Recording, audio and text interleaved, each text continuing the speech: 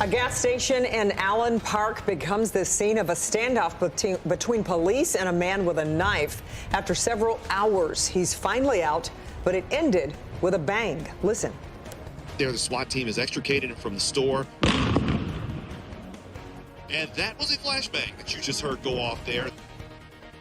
The voice of our J. Scott Smith on the scene just a short time ago. Thank you so much for being with us for the news at 11. I'm Kimberly Gill. And I'm Damon Fernandez in for Ty Steele. You know, there's a lot to unpack surrounding that tense situation at the corner of Allen Road and Southfield Road. J. Scott Smith has been watching that marathon station closely since his live report in our 6 o'clock newscast. And Jay joins us live now. Jay, it seems clear the man with a knife was in distress. Thankfully, this all ended in the best way. Yes, Kimberly and Damon, it thankfully did end. Good evening, everybody. And this standoff capped off a very tense night here in Allen Park. That standoff lasted 5 hours, but there are some questions that still remain. The ordeal began just after 4:30 p.m. when the man suddenly ran into the marathon station holding a knife and in apparent distress. And ran in the station, say closed the door, and then the workers ran out, opened the door, and he went all the way in the back.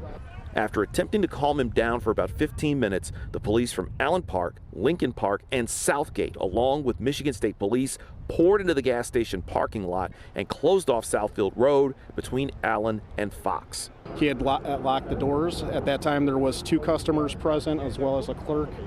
They were both able to exit the building. They were not threatened. They were not harmed at all. From that point, the waiting game began as a SWAT unit stood guard outside and negotiators implored the man to come out of the store with the knife, repeatedly invoking the man's family. And just after 8 p.m., a minivan pulls up with one of the man's friends attempting to talk him out. But by 9:20, the negotiators' patience began to run out.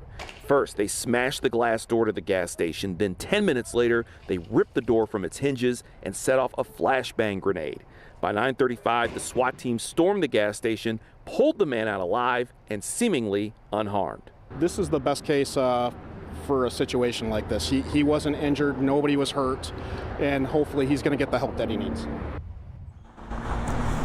And here you see right now the repairs are being made on that door that was torn off of its hinges just a little under 2 hours ago. The cleanup crews were already in business maybe about an hour after this whole thing went down, and there's still no word on whether he'll be facing any charges of what led the man to run into the gas station. Now, he was taken to a hospital for evaluation, and if you're going through a difficult time right now and you fear that you may harm yourself, help is out there. You can simply dial the number 988.